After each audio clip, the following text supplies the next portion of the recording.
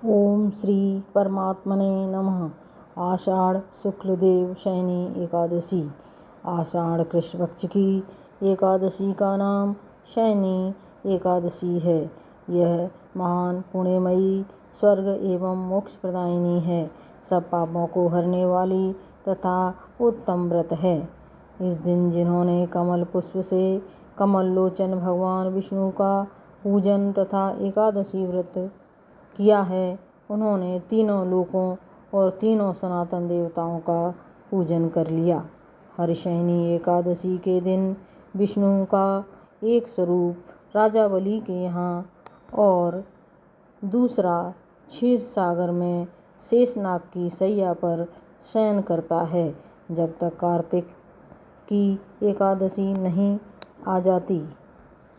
अतः मनुष्य को देवशयनी एकादशी से प्रबोधिनी एकादशी तक धर्म का आचरण करना चाहिए।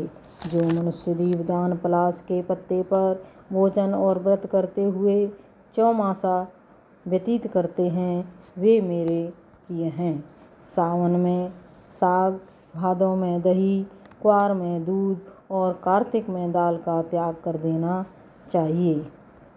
गृहस्थ शयनी और प्रबोधिनी के बीच में जो कृष्ण पक्ष की एकादशियाँ हों, उन्हीं का व्रत करें तथा शुक्ल पक्ष की सभी एकादशी करनी चाहिए।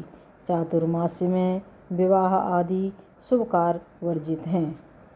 इन दिनों तपस्वी एक स्थान पर रहकर ही तप करते हैं। यह चातुर्मास्य विष्णु जी का निद्रा काल माना जाता है। इन दिनों ब्रजमंडल की यात्रा कर सकते हैं। कथा। सतयुग में मानधाता नगर में एक चक्रवर्ती राजा राज्य करता था। एक बार उसके राज्य में 3 वर्ष तक सूखा पड़ा। राजा ने सोचा, कहीं मुझसे कोई बुरा काम तो नहीं हो गया जिससे सूखा पड़ गया। राजा प्रजा का दुख दूर करने के लिए जंगल में अंगिरा ऋषि के आश्रम में पहुँचे। मुनि ने राजा से आश्रम में आने का कारण पूछा। राजा ने कहा, भगवान, मैंने सब प्रकार से धर्म का पालन किया है, फिर भी मेरे राज्य में सूखा पड़ गया।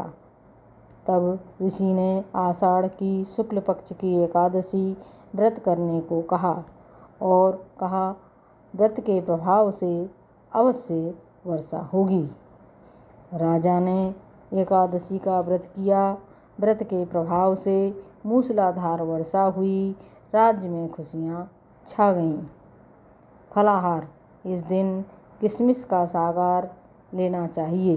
व्रत में किशमिश का फल, दूध, मिठाई आदि ले सकते हैं। बोलो विष्णु भगवान की जय। एकादशी माता की जय।